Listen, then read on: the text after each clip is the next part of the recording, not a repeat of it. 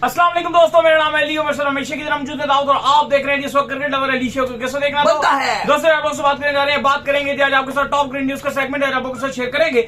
Number 1 पे आप लोग से बात करने जा रहे हैं, जो हमारे पास अपडेट आ रही है वो आ रही थी पाकिस्तान के हवाले से। डोमेस्टिक को लेकर अब न्यू जो है चीज एक आ रही है।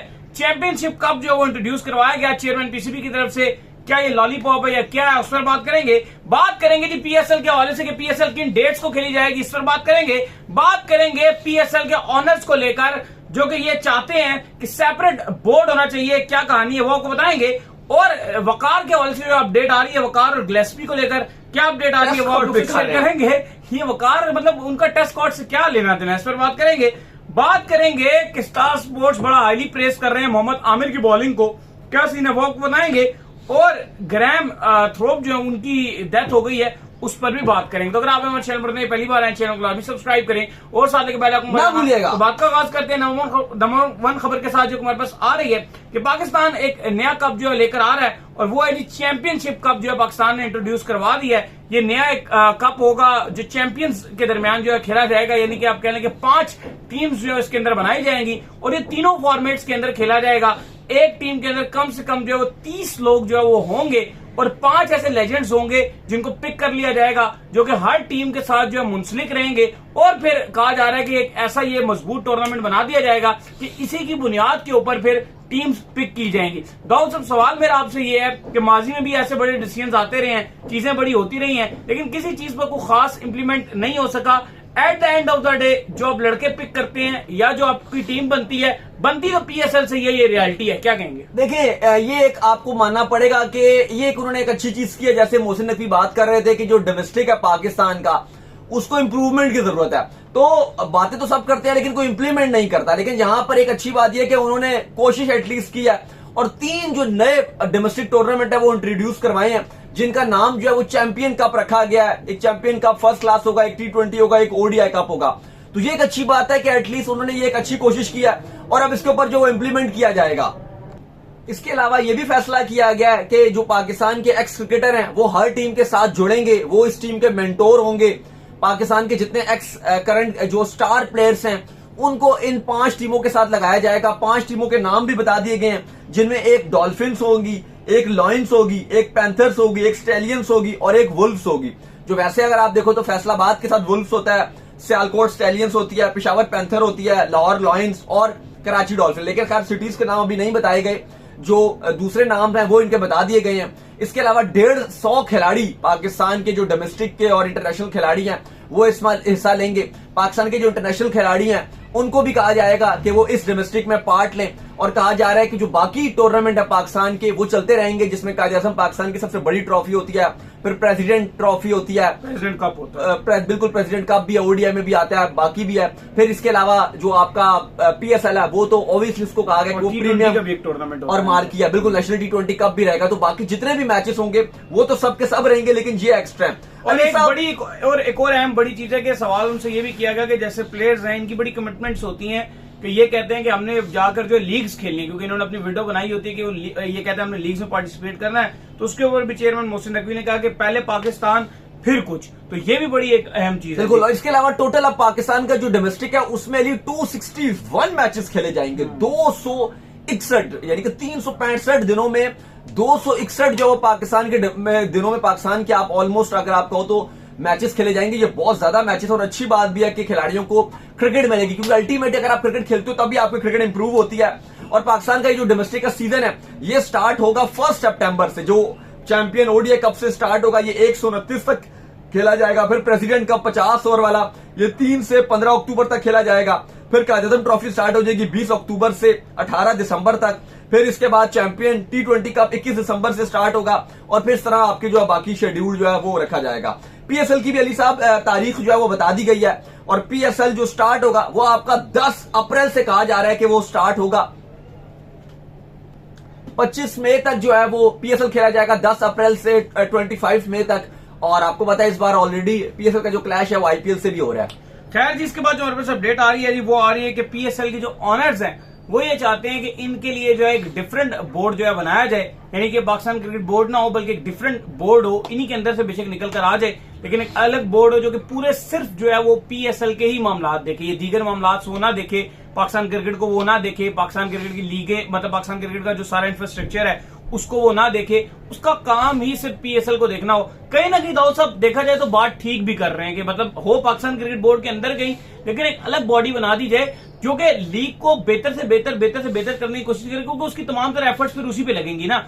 ये यहाँ पर तो सिर्फ पीएसएल जो है उसके बारे में सिर्फ एंड में जाके सोचा जाता है, जिसकी वजह से खिलाड़ी भी बड़े काम आते हैं। नहीं, नदीम उमर ने ये बात किया कि सारे फ्रेंचाइज ओनर्स ये चाहते हैं कि बोर्ड एक अलग सेपरेट बोर्ड एक बना दे पीएसएल के लिए, जो सारे मामला पीएसएल के देखे। ये तो उन्होंने बिल्कुल ठीक बात किया। फिर उन्होंने और भी काफी सारी बातें की। अली उनका मानना ये भी है कि जो प्लेयर्स हैं, इवन जो पाकिस्तान के लोकल प्लेयर्स भी हैं, वो कहते हैं कि पहले 4 साल तो ये बहुत ही पैशन के साथ पीएसएल खेलते रहे हैं। अब ऐसा लगता है कि फोकस नहीं है खिलाड़ियों का मैचेस के ऊपर, बस वो गुजार रहे होते हैं।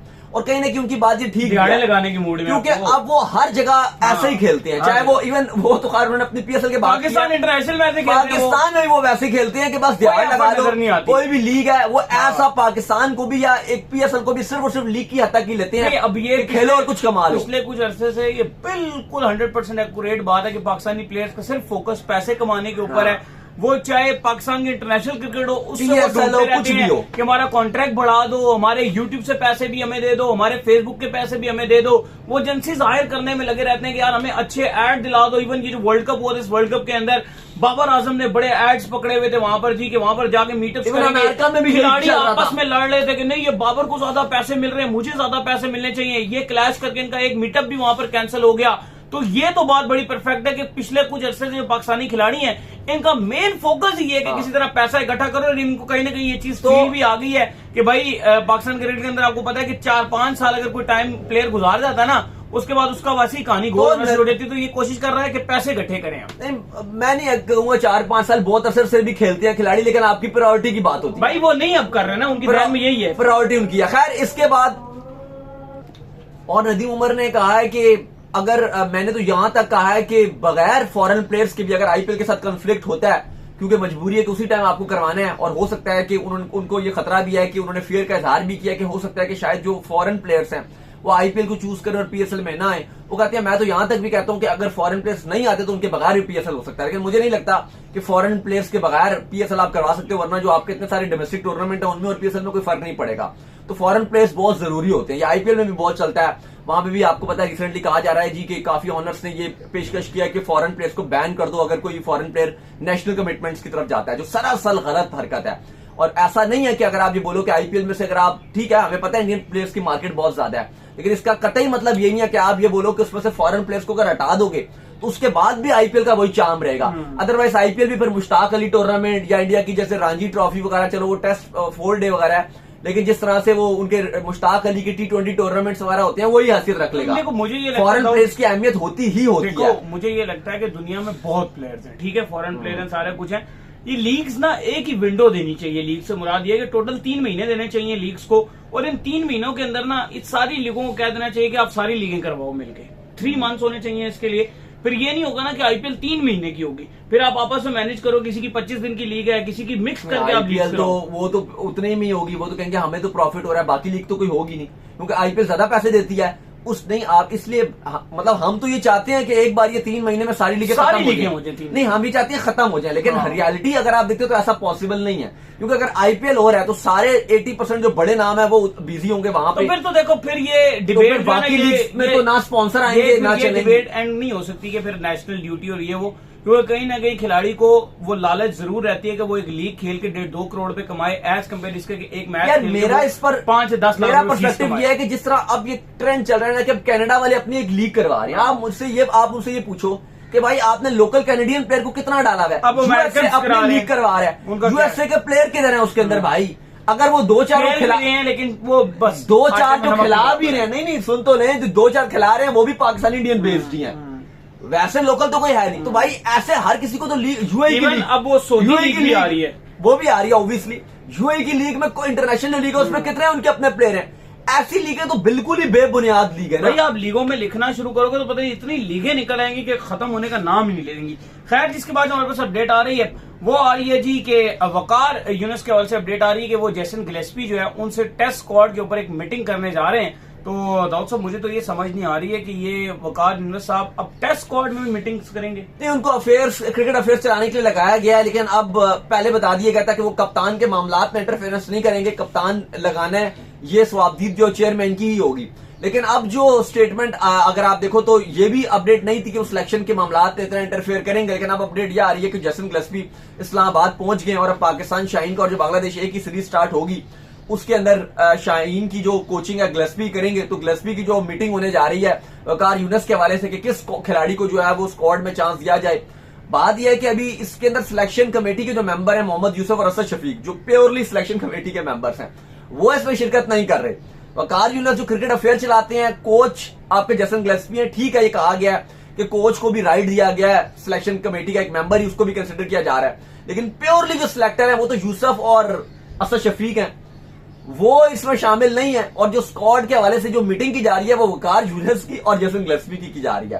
तो ये भी अपने आप में एक बड़ी मजाकिया खेज बात है कि वकार यूनुस जो सिलेक्टर नहीं है, हेड कोच टेस्ट के जो पहली बार आ रहे हैं वो भी सिलेक्टर, चलो आपने उनको एक रोल दिया है सिलेक्टर का, लेकिन वैसे तो सिलेक्टर नहीं है, ठीक है, उनका वोट भी एक शामिल किया जाएगा, लेकिन वो मुलाकात कर रहे हैं। अगर गिलस्पी यूसुफ और असद शफीक से मुलाकात करें तो समझ आता है कि चलो एक उनका वोट है, मेन सिलेक्टर्स वो हैं, मिलकर चलो ये टीम बनाएंगे। अब ना ही वोट वकार यूनुस का है, वो क्रिकेट अफेयर में मदाखलत करेंगे, अब पता नहीं वकार यूनुस क्या क्या करेंगे, लेकिन कहा यह भी जा रहा है कि वकार यूनुस को बहुत सारी पावर जो वो चेयरमैन मोहसिन नकवी ने दे दी है। मैं फिर वही बात करूंगा कि मुझे लगता है कि ये ओहदा एक अच्छा है, ये एक अच्छा डिसीजन था, लेकिन किसी और बंदे को रखा जाता तो ये बेहतर था। वकार यूनुस को रख दिया गया। अभी आप देखोगे कि वकार यूनुस इस पे कितनी पॉलिटिक्स करेंगे, कितनी खिचड़ी बनाएंगे, अपनी मनमानियां करेंगे, और एट द एंड ये कुछ एक आध साल के बाद ये बिल्कुल खिचड़ी और मैस बन चुका होगा, और फिर वकार यूनुस को या तो सैक किया जाएगा या वो खुद छोड़ के चले जाएंगे, लेकिन जो उन्होंने गंद घोला होगा वो ठीक और साफ करने में भी आपको बहुत टाइम लगेगा। लग जाएगा। खैर, अब इस बार वैसे एक साफी ने सवाल उनसे पूछा by the way liking disliking को लेकर के, बड़ा फ्यूचर में चलता रहा, तो उन्होंने कहा कि मैं ये उम्मीद करूंगा, पास में ये चीज चलती थी, सॉरी फ्यूचर निकल गया, तो उन्होंने कहा कि मैं ये उम्मीद करूंगा कि ये पास्ट ही बन जाए, ये जो है वो आपका पास्ट ही रह जाए। लाइक बहुत बार ये ऐसा हुआ, लेकिन ये सालों साल गुजर गए, डेकेड्स गुजर गई हैं, लेकिन वकार यूनुस यार इतनी एज है, अब तो दुनिया की क्रिकेट चाहे वो 2016 में नहीं ठीक हो सके, 11 में नहीं हो सके, 19, 20, 21 में नहीं हो सके, पता नहीं अब कैसे ठीक होंगे, लेकिन हम तो दुआई कर सकते हैं कि अल्लाह करे वो ठीक हो जाए। लेकिन मसला जो उनका है ना, वो वकार यूनुस का सबसे बड़ा मसला एटीट्यूड का मसला है। वो अभी भी ऐसा, वो वकार यूनुस बहुत बड़े बॉलर थे पाकिस्तान के, लेकिन उनको ऐसा लगता है कि मैं अभी भी स्टार हूं, लेकिन हकीकत यह है कि अब वकार यूनुस स्टार नहीं है, अब वो उनका टाइम गुजर चुका है। अब वो मैनेजरियल रोल में वो खाली बैक से चला सकते हैं, लेकिन उनको यही है कि अभी भी मेरी तारीफ की जाए। जो भी पास खिलाड़ियों से भी अगर आप बात करो तो वो पीछे से यही बताते हैं कि वकार यूनुस की आदत यही थी कि जब ड्रेसिंग रूम में भी होते थे कि वो चाहते थे कि मेरी तारीफ की जाए, बार बार वो कहते थे कि जी प्रेजेंटेशन में भी जाके मेरी तारीफ की जाए। ये बहुत सारे खिलाड़ी बताते हैं, वो सच बताते हैं झूठ बताते हैं, ये उनको पता है, लेकिन वो ये बताते हैं। इसके बाद जो अपडेट आ रही है वो आ रही है जी ग्रैम थोप्स को लेकर, तो उनकी जो डेथ हो गई है 1969 में जो पैदा हुए थे वो। नहीं, बिल्कुल 2024 तक उनका टनयर रहा है, और ग्रैम होप बड़े वन ऑफ द ग्रेटेस्ट बल्लेबाज थे इंग्लैंड के, और उनकी डेथ हो गई है, तो हम यही कंडोलेंस करेंगे। तो उम्मीद करते हैं जी, बल्कि आमिर के वाल से अपडेट आ रही थी जी, आमिर के वाल से अपडेट ये आ रही थी कि स्टार स्पोर्ट्स जो है बड़ी आमिर की जो तारीफें कर रहे हैं। आमिर ने फिर एक बार बड़ी कमाल किस्म की जो है लीग में बॉलिंग की है, बड़ी 3 विकेट्स जो है वो लेकर दी, और अर्ली विकेट्स तो वो कहीं भी जा रहे हैं लाजमी ले रहे हैं। नहीं, मॉन्ट्रियल को टाइगर्स के अगेंस्ट कमाल उन्होंने बॉलिंग किया, 3 आउट कर दिया 18 रन देके। स्टार स्पोर्ट्स उनके बड़ा हाईली प्रेस कर रहा है, और मोहम्मद आमिर की बड़ी जबरदस्त फॉर्म चल रही है। परसों तरसों भी बड़ी अच्छी बॉलिंग की थी, आज भी जो कल मैच खेला गया था उसमें भी अच्छी बॉलिंग की, जो आज था उसमें भी बड़ी कमाल किस्म की बॉलिंग कर रहे हैं और छाए हुए नजर आ रहे हैं। और ऐसा लग रहा है, ऐसा वाइब्स भी आ रही है कि मोहम्मद आमिर के लिए जो चैंपियंस ट्रॉफी 2025 है उसके लिए राय हमवार हो रही है। ऑलरेडी आमिर कह चुके हैं कि अगर ऑस्ट्रेलिया के अगेंस्ट ओडीआई में मुझे चांस मिलेगा तो मैं रेडी रहूंगा, और ऐसा लग रहा है कि मोहम्मद आमिर को ओडीआई में भी जो सिलेक्शन कमेटी है वो वापसी करवाएगी। लेकिन यहाँ पे जो वकार यूनुस की जो एंट्री हुई है, जो आमिर के सबसे बड़े अगेंस्ट रहते हैं, अब यहाँ पे चीजें बहुत इंटरेस्टिंग अख्तियार हो जाएंगी कि मोहम्मद आमिर तो आना चाहते हैं, लेकिन वकार यूनुस जो क्रिकेट अफेयर पे आ गए हैं, यानी कि बहुत ही ऊपर आ गए हैं। अब मामला देखने पड़ेंगे, क्या वकार यूनुस जो है वो मोहम्मद आमिर के लिए हर्डल बनेंगे ओडीआई में उनके लिए, क्योंकि जब रिटायरमेंट दी थी मोहम्मद आमिर ने तो उन्होंने मेन जो वकार और मिसबा की बात की थी, और वकार के साथ उनके बिल्कुल अच्छे ताल्लुकात नहीं थे, और पास में भी वकार यूनुस के किसी भी अच्छे बड़े स्टार खिलाड़ियों के साथ ताल्लुकात अच्छे नहीं रहे हैं। तो बड़ा इंटरेस्टिंग मामला होंगे कि मोहम्मद आमिर दोबारा आते हैं कि नहीं आते, क्योंकि वहाब रियाज ने बहुत अहम किरदार अदा किया था मोहम्मद आमिर की वापसी में। अब वहाब रियाज तो नहीं है बिल्कुल भी, वो जा चुके हैं। तो अब मोहम्मद आमिर क्या करेंगे, और स्पेशली वकार यूनुस अब चूंकि मेन आप कह लो कि हाफ चेयरमैन, वो जैसे कहते हैं ना कि हाफ चेयरमैन, सारी पावर्स वो उनके पास आ चुकी हैं। तो और सिलेक्शन कमेटी के मामलात में भी वो इंटरफेरेंस इतनी कर रहे हैं, तो फिर ये बड़ा इंटरेस्टिंग मामला होंगे कि मोहम्मद आमिर आएंगे या नहीं आएंगे। चलिए उम्मीद करते हैं आज का हमारे शो आपको वीडियो को लाइक कीजिए, हमारे चैनल को सब्सक्राइब कीजिए, साथ ही बेल आइकन को बजाइए और एक और काम कर लीजिए, वही कर लीजिए कि आप जो इंस्टाग्राम के ऊपर आप जाइए और जाकर इनको फॉलो इंस्टाग्राम पे मुझे फॉलो कर लीजिए, वहां पे मैं मौजूद हूं, दाऊद क्रिकेट के नाम। इंस्टाग्राम पे कोई सवाल हो तो भेजिएगा और उनको भी फॉलो कीजिए। मैं ऑफिशियल के नाम से लिंक डिस्क्रिप्शन में मौजूद है, जाइए फॉलो कीजिए। अल्लाह हाफिज।